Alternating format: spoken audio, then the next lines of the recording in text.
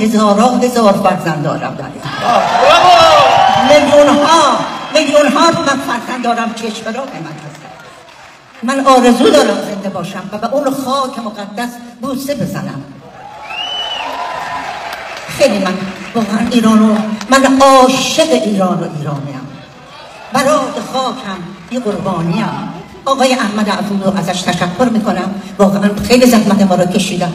واقعا من هیچ وقت فراموش نمیکنم این حمایت آقای مسعود از ما هنرمندان و واقعا واجب بود که امشب من با وجود اینکه هیچ جا شرکت نمیکنم اینجا شرکت کردم و شماها رو دوست دارم. بوی ایران رو میبینم، بوی ایران رو میشنوم.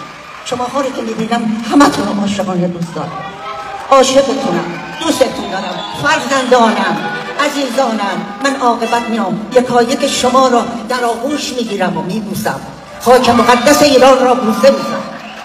خیلی ممنون، سپاسگزارم. برافو.